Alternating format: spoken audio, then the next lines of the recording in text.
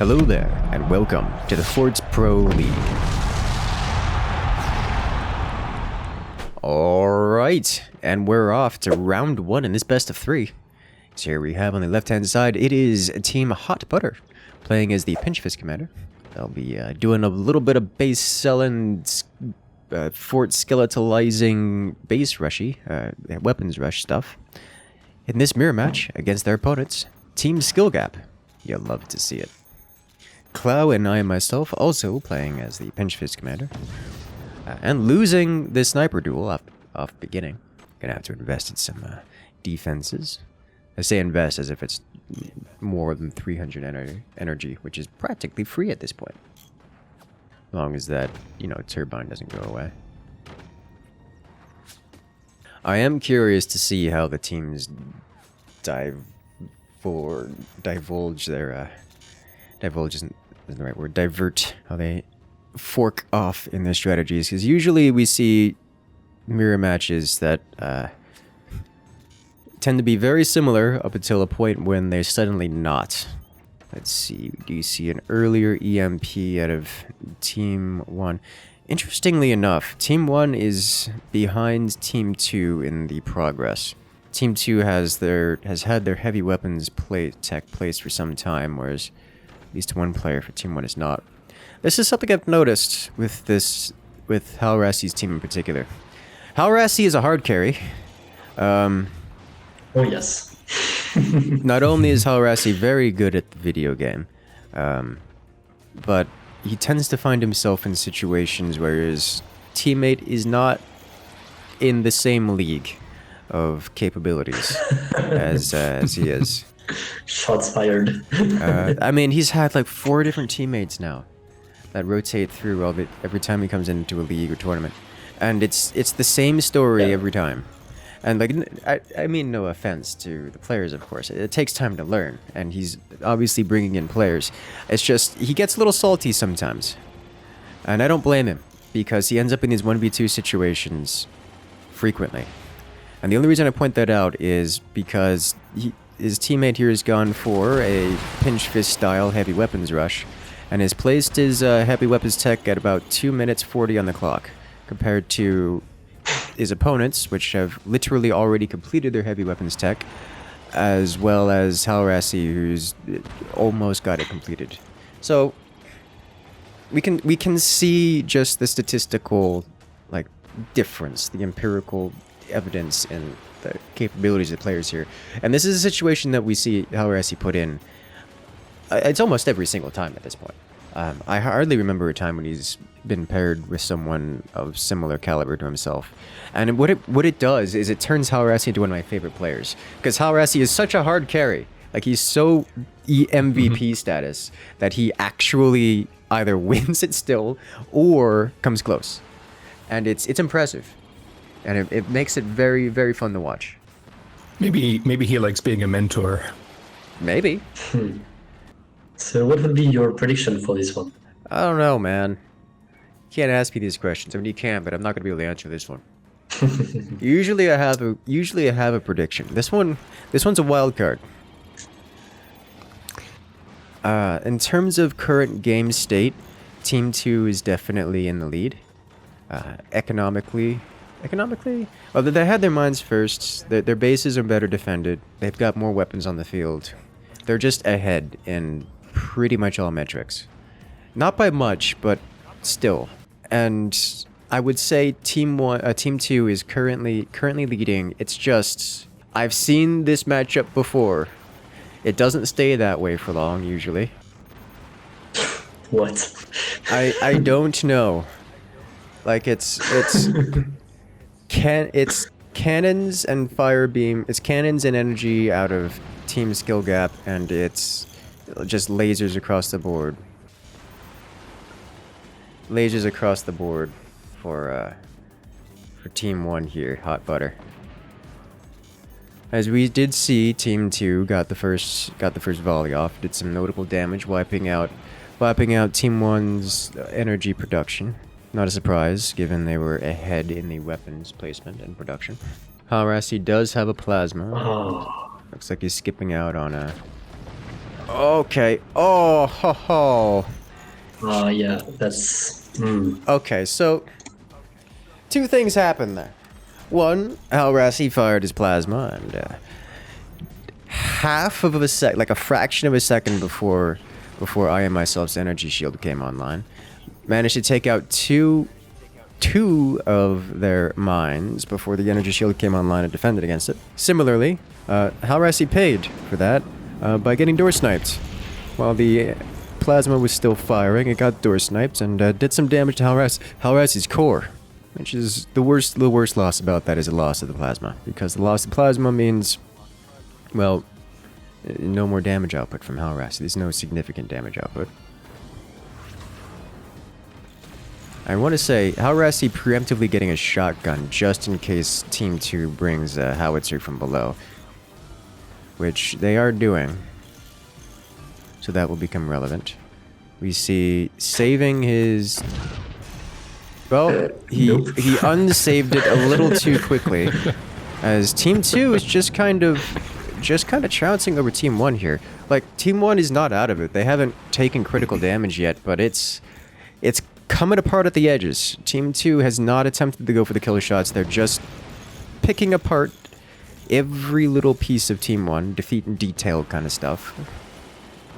Just meticulously deconstructing everything that Team 1's trying to do, and giving them a nasty setback at all turns. But not quite going for the kill just yet. It's going to leave Team 1 with a little bit more time, a little bit more space before they get kicked out of the game, but... they're running out of time here. They do have 2 plasmas. They managed to defend themselves against the howitzer. I do expect to see probably a few more energy shields out of Team 2. Especially given the heavy reliance on energy weapons and like the reveal of energy weapons off of both players for Team 1.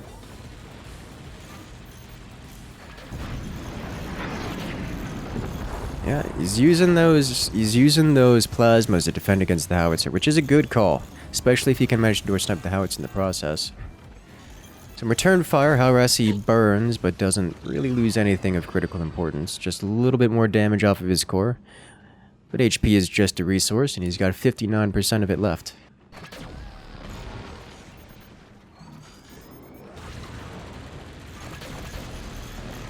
Oh! Oh, jeez. Wow. Here we go. It's...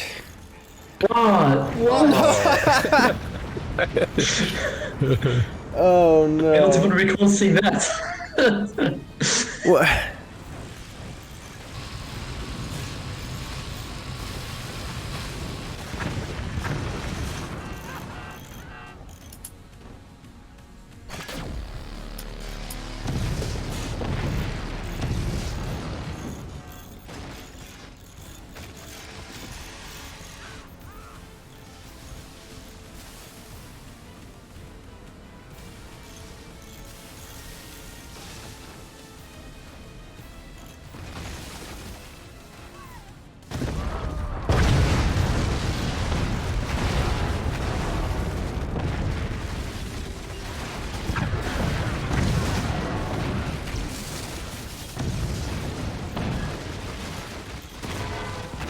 Alright, so Clow falls to internal combustion. The plasma dealing just a little bit too much damage, burning everything from the inside. Halras, on the other hand, gets door sniped again, knocking his core down to 20%. That's going to leave I and myself alone and on fire. I and myself does have some pretty good energy shield placement, so he's not incredibly vulnerable. But he's also lacking damage output in general. That's going to put him in a rough position here. Halrasi immediately capitalizing on his teammates' fire support, using the sniper to penetrate through and break a plasma of its own. So things are looking up for Team 1 here. Team Hot Butter cutting through their opponents, almost like Hot Butter. Yep. The plasmas from below dealing great damage. Oof. You know, lasers, they could deal some damage if you get in the right spot. Fire beam. Ah, it's enough to do it. I myself loses the last of their heavy weaponry, and with it, it's gonna put them on limited time before they just get bullied out of the game. Because here, Team 1 is going up to 3 plasmas right now. The only thing stopping them from getting to the core is the energy shield. But with multiple EMPs from Team 1, an energy shield is not long for this world. The only things keeping them in the game right now is the little bit of anti-air and sniping, which is not currently winning the sniper war, to put it nicely. As EMPs are successfully flying across the map, even if they're not hitting the energy shield right now. We know that Haurasi has been eyeing this, myself's mines. Huh. Yeah, it's not quite enough. Alright, and that's the last sniper down for I myself, and with it, I myself has no anti-air, no snipers, no things to keep him intact. There goes that energy shield. Haurasi likely to be aiming for those mines almost immediately.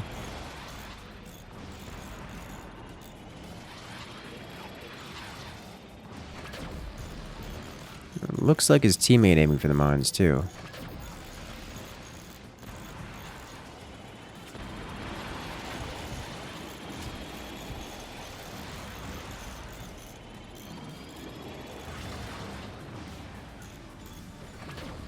Oh yeah, he's definitely aiming for those mines. Interesting that the energy shield didn't fall from that one. Took out the mine behind it, but not the energy shield itself.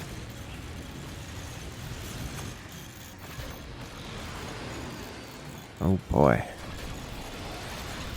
Alright, now the energy shield falls. That's confirmed. So we're going to see the laser follow up here. Plasma first. Do it. Nope.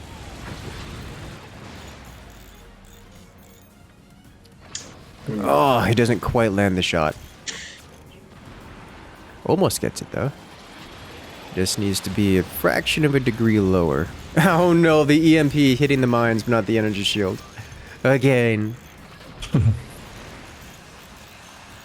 Alright, looks like they're converting to regular rockets, which, for the record, very effective at taking down energy shield as well.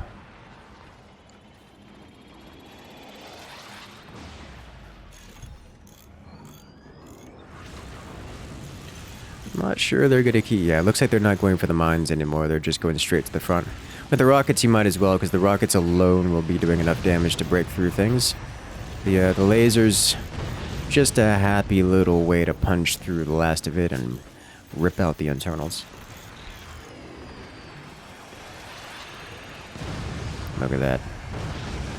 Rockets chunking through. I am myself not repairing, focusing on just trying to get one more shot off. I spite at thee! He screams into the abyss as the abyss fires rockets back at him. That's a nice way to put it.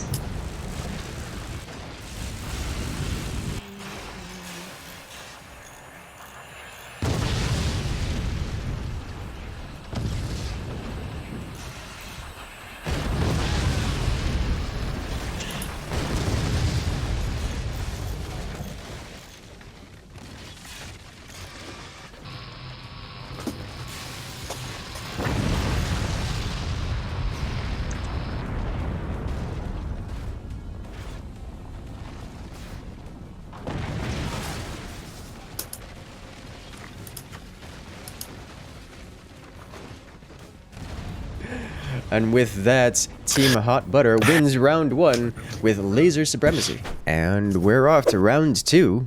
The sides are swapped, the commanders too. So here on the left-hand side, it is Team Skill Gap. Clow and I myself playing as the Armadillo commander. We expect to see some extra heavy defenses. Probably some extra economic investment along the way, and preference for play to late game. We'll be playing against their opponent's Team Hot Butter. Team Hot Butter on the right-hand side here, playing as the Overdrive commander. have a general purpose commander, specializes in upgrades and extra economy. Not sure what kind of strategy they're going to be going with it. The overdrive commander really isn't to tell on what strategy is going to be played. It could be later game developments with making use of the extra economic potential. Could be a early game rush, either rockets or any nukes, swarm missiles. Given the layouts of these bases, it is already not a swarm missile rush. It's probably just something like a regular heavy weapons play, with the potential for a later game switch into, or at least a mid-game switch into heavy economic investment. Or maybe they're just going to go straight into economic investment in the first place. That's an option. We'll see how that goes.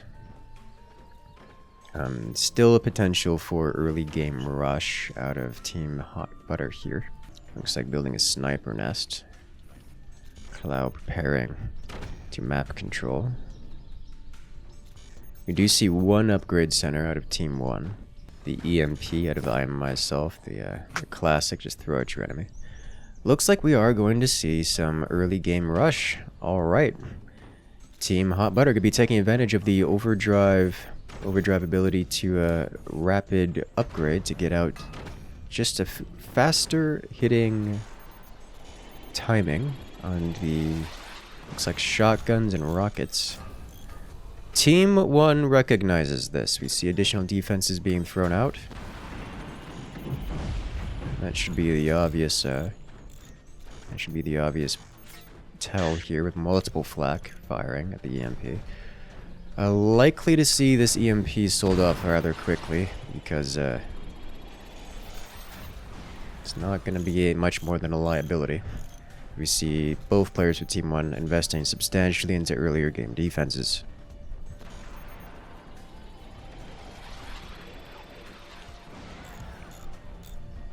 That's rockets and flak out of both players. So we see rockets and shotgun out of both players.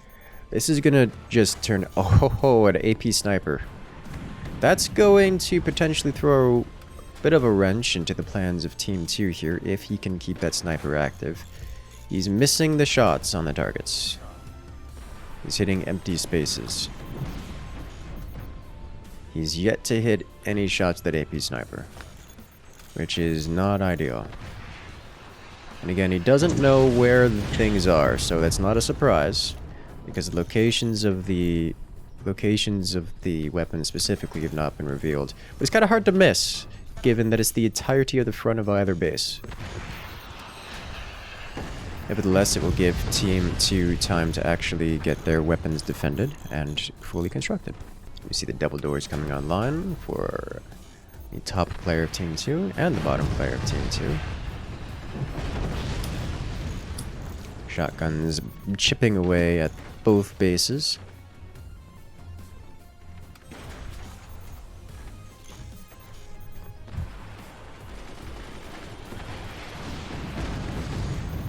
Let's see.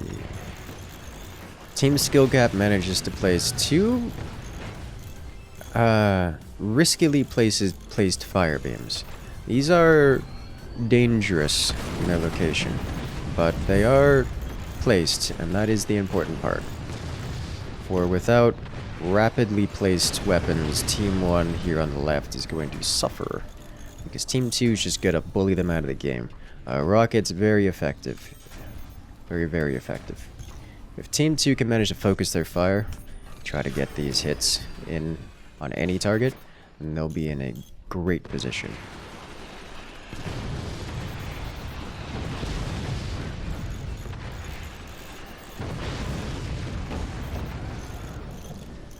Couple more sets of anti-air removed from Team 1 here on the left. A single machine gunner responds to the EMP, which means there's very little left for Team 1 to defend against this kind of pressure. If Team 2 here on the right, they can keep up the pressure, they should be able to start landing hits. Specifically against Cloud, because the anti-air is positioned such that it defends the second player, the lower player for Team 1, but not so much the top player. The top player's got limited defenses. So if both players from Team 2 can focus fire, the top player or at least recognize the weak point. They should be able to do something about that. We start to see a couple hits land across the top player in blue.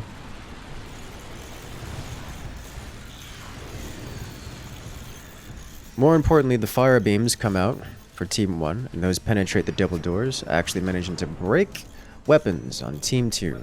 This is how things start to fall into Team 1's favor. The heavier weapons, such as the fire beams, are able to pen the defenses, the rather minimal defenses of Team 2, and actually do some real damage, like some very, very real damage, at least by sniping out weapons. Looks like the right side, their weapons rush, their rocket rush, has just about officially failed. They are tech swapping into heavier weapons tech. We're seeing some weapon positions being built out of the topmost player. We see some cannons placed, likely sell off a couple of these rockets to get those cannons out quicker. Look at that.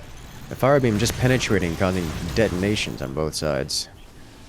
Internal and external. We see all weapons either destroyed or sold off for Halrasi. The lower fort on Team 2. Whereas the upper fort is working on their own defenses here as they tech swap into cannons. First cannon has been placed. We should see these being sold off. Place it. Oh no. Those are 20 mils. Okay. Well, you tried. 20 mil is honestly not the worst thing in this context. They do good splash damage. They can work reasonably well as anti-air clears, anti-air suppression. These are relatively close bases, so they'll be somewhat tight spread, so you can reliably hit the target you want to hit. It's just, you're gonna need to do a lot of damage. The existence of these 20 mils kind of implies that you're not teching out, not swapping out those rockets. Which means you still rely on that map control to deal damage. Which is fine, it's just gonna be mitigatable. As in Team 1's gonna be able to stop probably a majority of the damage just by appropriately timing their shots.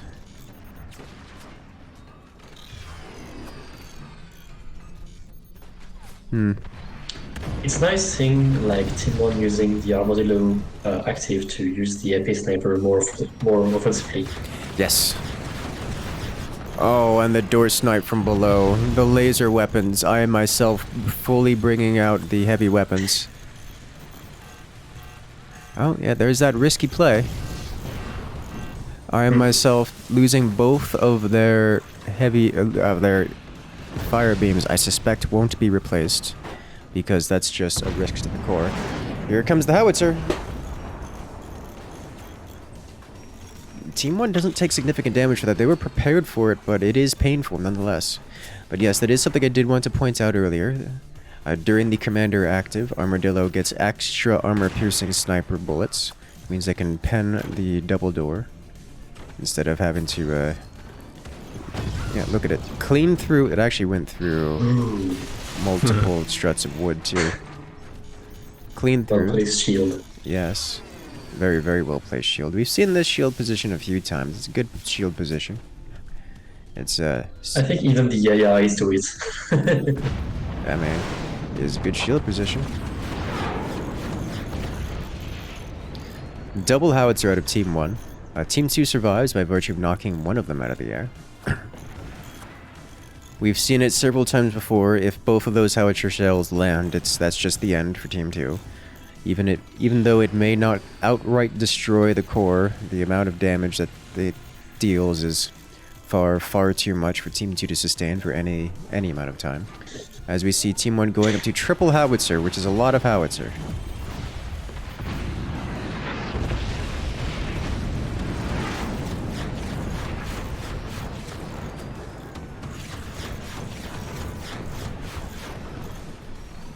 Once again, Team 2 defending against the howitzer shells, this time using the rockets to knock the howitzer out of the air.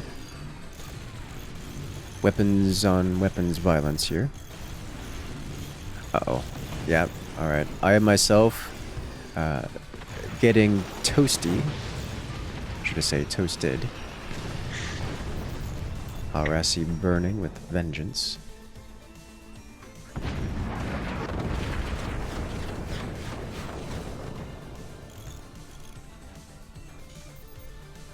Oh no. First howitzer lands. Will there be a second one? Kalau's struggling to produce the energy necessary to upkeep these cannons. The empowered AP sniper not quite penning deep enough to deal the damage it wants to deal.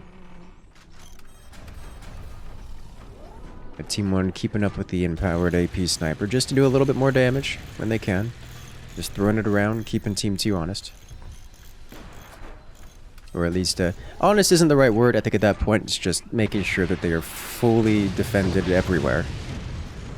I think Kalau ready to try to double shot these howitzers. Solid hit. Follows up the AP sniper, checks, but nothing there. I want to say almost preemptive 20 mil. Knocking howitzer out of the air once again. Yep, clean through double doors and snipes out that flak. Very effective. So nice to see. It is. It's rare that we get to see that, but it is very good at what it does.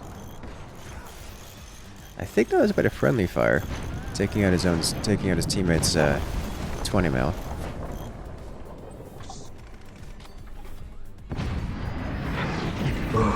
All right, yeah, the howitzers are landing now as we see the damage is mounting. Team Hot Butter is getting melted.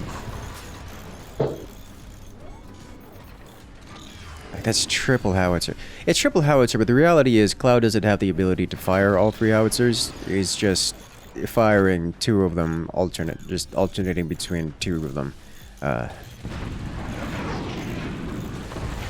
Doesn't have the energy to do more than that. Good lord, Now he does. Now he does, yeah. He's just barely getting it. And if you see, the difference is massive. Yeah, again, another shotgun blast from below. Takes out a second one of their own 20 mils. That's not good. That's not how you want your own shotgun blasts to go. But multiple lasers. Halrassi's just got a lot of lasers. And a lot of laser does that medium amount of damage. If he can land those door snipes... Team 2's not out of this just yet. It's just that the clock is ticking. By the clock, I mean the howitzer shells. They're trying... Team 2's desperately trying to knock those howitzer shells out of the air. Or Halrassi is trying to deal actual damage with his own weapons.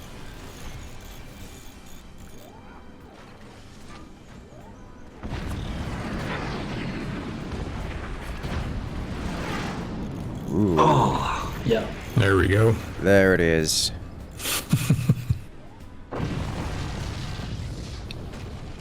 Yeah, that was impressive. Like, it just broke everything. Death via disconnection. The howitzer is just rocking the base so hard that it rips from its foundations. One player eliminated. Halrassi now stands alone. Against some pretty substantially overwhelming firepower, I might add.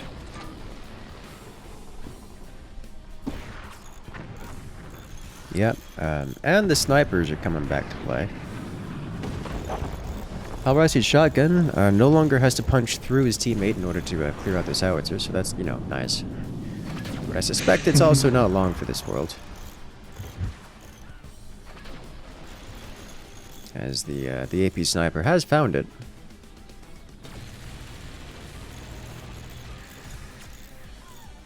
The sniping from Team 1 has been very effective.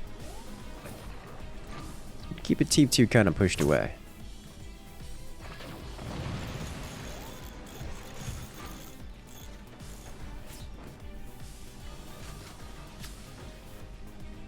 Oh dear.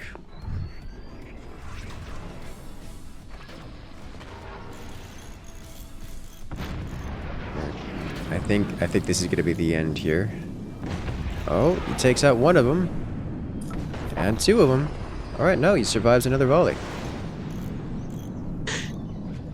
third one lands, but no significant damage was dealt.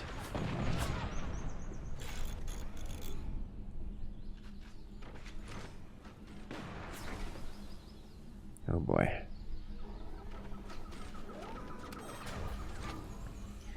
I'm trying to figure out what Halrassi's plan here for progress should actually be.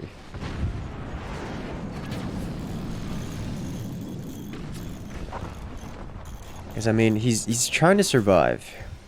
And lasers are pretty good at counter-sniping, but the angle that those howitzers are coming in from, a little bit rough to handle with lasers. And this whole time, I am myself here on the other side, just expanding and growing. He's getting rockets of his own, which is going to make Halrassi's life difficult. The plasmas not helping. And yeah, well, there it is. There goes the last heavy weapon for Halrassi. Oh, but the buzzsaws almost completely disconnects my Team 1's laser lines.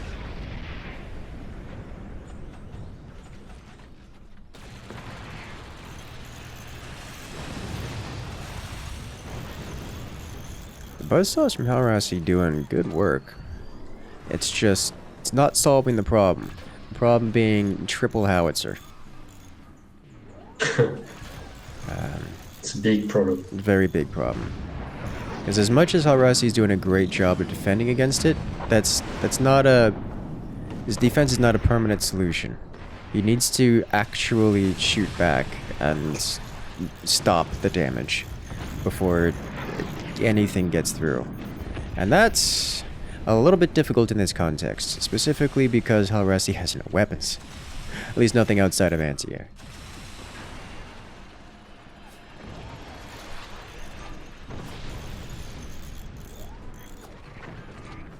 I can just hear Halrassi smashing all his keys at once right now. Mm-hmm.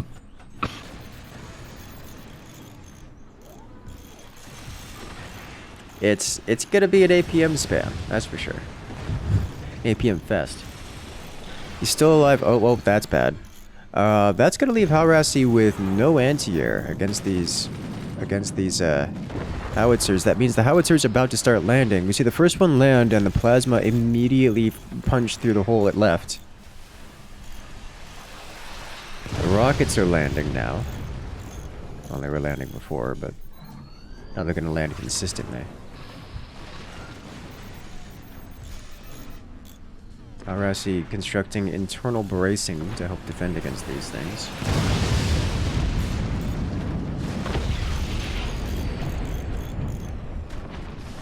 Uh-oh. Yeah, okay. Howitzers coming through. Halrassi getting into some extra storages. I think he's trying to save up for another plasma. I don't know what the plan is here. Other than swapping all to wood. Yeah. Alright, so he's sold off much of his defense to afford a plasma, which is a good idea, but it does mean that his defense is a little thin. And it's about to get a lot thinner. Like, a lot thinner. The wood spam keeping him in the game. Relying on the overdrive bonus income and the maximum upgraded goodies.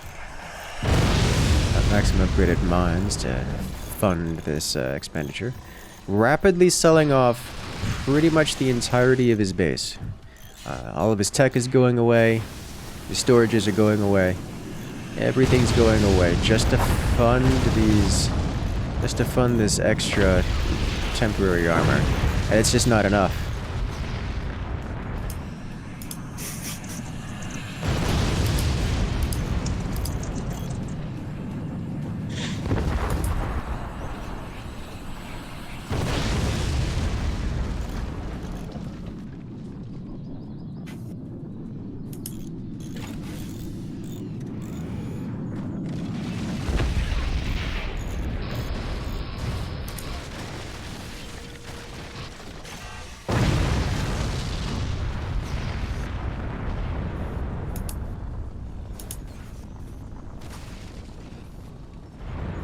clean through to the core. I myself finishes him off with a plasma. The end of the trilogy. Yes. Because we're off to round 3 here in this best of 3. The score is 1-1. Here, Team Hot Butter on the left-hand side playing as the Overdrive commander. Same commander as the last round.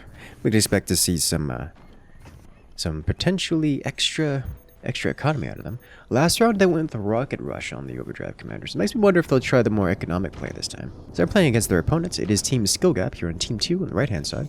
I, myself, and Clow playing as the Pinch Fist commander. Pinch Fist, well, we've seen it a lot because it's a good commander and it's kind of straightforward. Just gets weapons out quickly, just boosts through the early game quickly. No real other advantage. It's just an overall good tactic, good strategy. I'm actually kind of surprised we haven't seen Mortar play. Like, I know Mortars make more of a showing in the 1v1s, but kind of surprised we haven't seen any so far. I wonder if other groups that happens. I don't, you know what I mean? Maybe these teams are, as you know, playing each other in their particular group, and certain styles of play happen, and in other groups maybe it's different. I'm not quite sure. Probably. We've seen a lot of that kind of thing. Still, I wonder. Yeah, I There's guess quite a each few. team has their preferred play styles. So. Mm-hmm. There's quite a few groups. 4 groups of 10 teams. Oh yeah, 40 teams. Yep. We're about just over halfway through the league as well, aren't we? We are. We're coming up on the Yeah. we're about the halfway mark now. Had so many good games. Mm. You guys can check Many out. more to come. Yes. You guys could check them out on the channel if you guys want to see those nicely edited casts with plenty of more games like this. You know, speak of the devil and they shall arise. I was going to say, this map is great for mortars, as we see how Rassi going with the mortar play. He's going up to 5 mortars here, which is about as many as you can afford. I mean, I guess you could fit 6 if you wanted to, but... He's doing the portal strat. That's so cool. Yeah, I was going to say, you start to hit some energy productivity issues beyond this point. Okay, so yeah, speaking of this strat, there is one team, one player who is always doing this exact strat on almost all maps. Yeah, I was going to say... It's working very well for them, actually. Like, this is a very good strat. I've done this a few times just to test it. I should do like a standalone video. I'm afraid of doing a standalone video for it because every time I touch mortars, they get nerfed. But they're so much fun and they're so good. It's definitely deserved. But I mean, if you do a standalone video of that, and I can always add it to the tutorial playlist. That would be interesting. is it not already? Like, this is... Not the mortars one. Oh, Okay. look at that. Because yeah, this brings back horizontal mortars all over again, which are very very powerful, as we have seen here. So quick update: instead of doing rocket rush, it's mortar rush, and Rassi does not have the energy production for this. Like, it's not close, by the way, but he can save up to burst fire this, and getting 5 mortars digging to the same spot. Kind of destructive. Looks like he's refiring here. He's got 1 group hotkeyed and the other 2 just on refire, which are not properly aimed. Yeah. And a sniper just desperate to get through that door. Yeah, I mean, you kind of have to. Yeah. Getting a sniper through that portal just almost guarantees good damage. But, oh lord, is it difficult to pull that shot off. Because it's got a door, it's got a small door. It's not open for long. Oh no! Oh no! Straight to the core. That's an angle I didn't see coming. I didn't see that. No, that was great. Okay. And yes, remember that portals are 2-way. Yes, they Yeah. are 2 ways. Oh, Jesus, but Definitive double-edged sword. that's just more damage than a howitzer, man. It's just so devastating, and there go all the turbines, and with it, any hope of those mortars doing anything useful. So I think Haurasi's not going to tech switch out of this because he's already got it and it's effective, and Team 2 doesn't have the defense against it. But he can't fire that for the foreseeable future. And EMPs flying across. Yeah. Okay. So Team 2 here doing a great job of just rushing out their weapons, getting the fire beam out early. They shut down Haurasi with it, and they needed to, because if they didn't, I myself would have just been dead. But man, I wanted to see the mortars. Yeah. Alright, so Haurasi's gonna need a second energy shield to defend this or something, because those turbines are not long for this world. Even defended with an energy shield, they're gonna get blasted there. The thing is, Haurasi here for the lower fort, Team 1. So unlimited lifespan, as you can imagine. The skill gap with the howitzer is going to be coming up momentarily. And Team 1 should know this. If not howitzer, then multiple cannons. And Haurasi is going to be prepared for that, or at least he should be preparing himself for that. I think he's taking the route of trying to blast I myself out of the game rather than defend. He's like, alright, I got 30 seconds to kick this player out of the game, or things are going to get bad. So I'm going to try to do that. You see him re-aiming his mortars down to the howitzer. Yep. Fire beam goes clean through. And Haurasi, rather than defending and repairing, is just trying to blast through. He almost gets the howitzer. Skill gap here, just panicking, trying to defend here. Is it enough? It's not enough. Haurasi gets it. The howitzer came online and had the ability to fire, but was damaged to the point where it could not quite get it off. And in the chaos of it all, Haurasi manages to take it out. Now, it looks like the deformation here is not too bad. If Haurasi shuts down that portal, he could probably reconstruct this. Looks like that's what he's doing. Yeah, that's what he's doing. He's getting himself set up here again. That fire beam dealing great damage. It is possible to defend against this kind of thing, but he did not do so, and as such is vulnerable to it still. Yeah, okay. Well, he had hopes and dreams. They're gone now.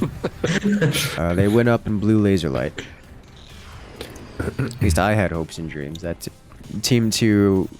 They're just slowly and gradually building more and more weapons. Team 1's trying, but they've been door sniped far too many times.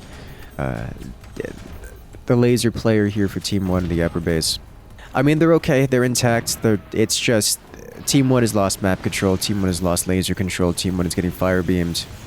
It's not game-ending damage. It's just the same kind of situation as last time, where they were getting picked apart piece by piece. Question is, can Team 1 manage to deal critical damage before it becomes too late? As the heavy mortars are once again... Oh my god, the machine gunner took them all out.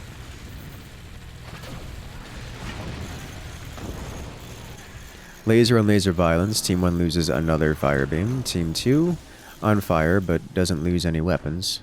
The mortars are once again online for Team 1. And he's refiring on the lower weapons platform. Haurasi does not have his mortars defended from that fire beam, and he manually shuts down the portal, and actually fully sells off the portal. Where is he linking? Oh, he's linking it to a new location. Okay.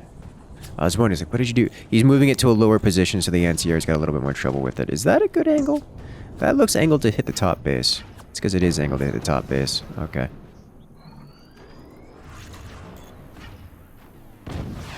Yeah, so he's trying to aim from below now to hit the weapons platforms up top. He's actually got a reasonable angle on the lower bases weapon platform as well as the upper base's weapon platform. Not sure which one he's aiming for, but he's hitting both. Generally don't want to spread your fire around like that, but both are doing pretty good damage. Looks like Haurasi's still missing a mortar, which is going to reduce his overall firepower, but he is intact still. A little bit of deformation causing problems here. Yeah, right, so now he's just aiming for the lower base from, well, in an even lower position.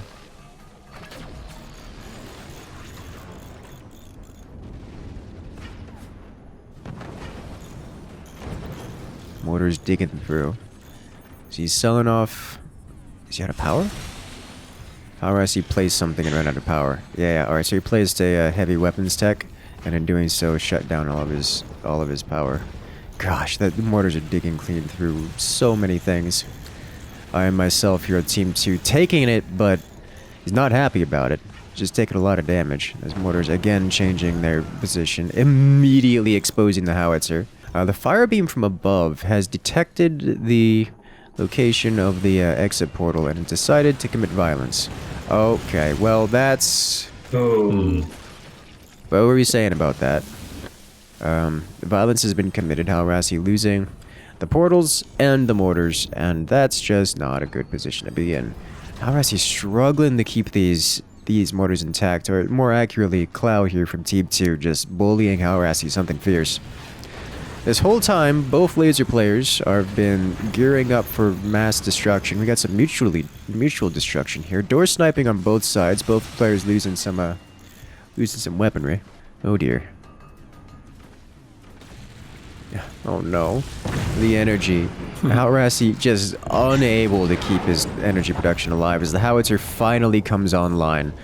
After all these years, the howitzer finally fires, lands its first shot, and nearly takes out Halrasi in a single shot.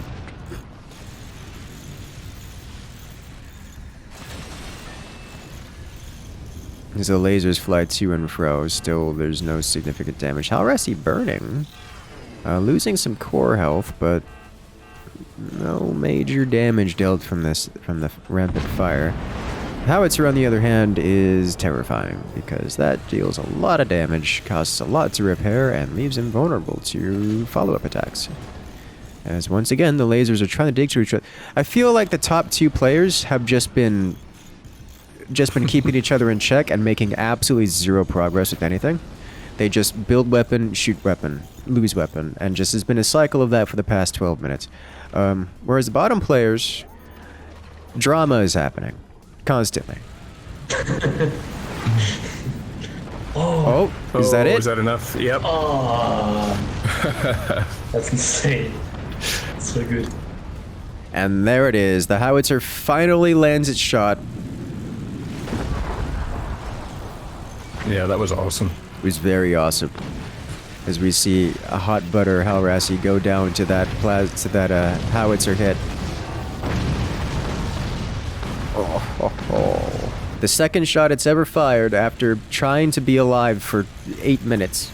It finally exists long enough to fire around, and in doing so, removes one player.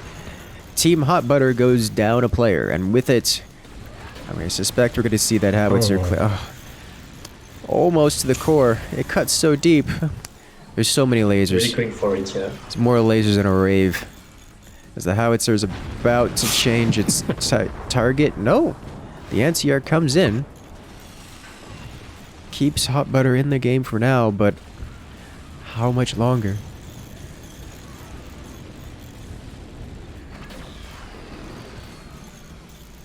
God, those plasmas. Oh! A beautiful penetration round. Taking out a weapon and multiple turbines in the process.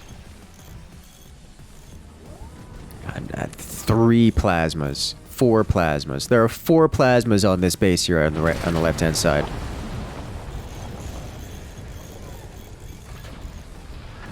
Oh. There are 3 plasmas. 3 plasmas here at this base on the left-hand side. That number has just constantly been changing. It's at a constant state of change. As another fire beam falls for Team 2. Kalau's base is looking like Swiss cheese with the amount of holes that have been placed in it, but it's surprisingly intact. It looks like that because the man is just not repairing. Because why? Because it keeps getting punched. But it is fully intact and operational with 2 plasmas and 3 fire beams. As we have Team 1 losing yet another plasma, getting knocked down to 1.5 plasmas, which is not many. More turbines slain. Some beautifully placed rear wind turbines here for Team 1, by the way. Shout out to Zvez. The howitzer lands, dealing massive damage. More accurately dealing a massive repair bill with damage, as Team 1 has officially lost another plasma, knocking them down to a whopping 1 plasma, which is still not many plasmas.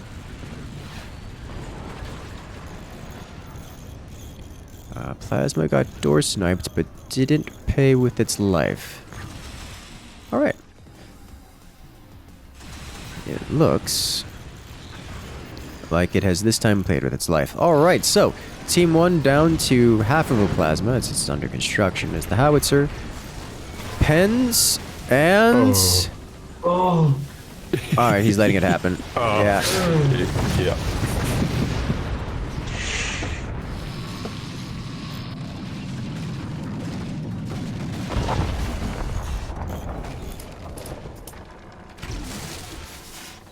And at the end, gravity is strong. God, it's so crunchy. I am impressed that Zvez's base managed to survive the collapse as nicely as it did.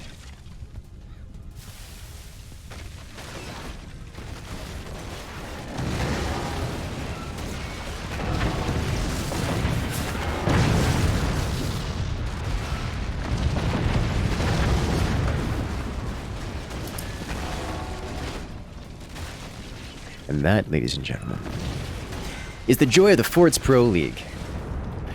There you have it, ladies and gentlemen. Team Skill Gap wins this best of 3.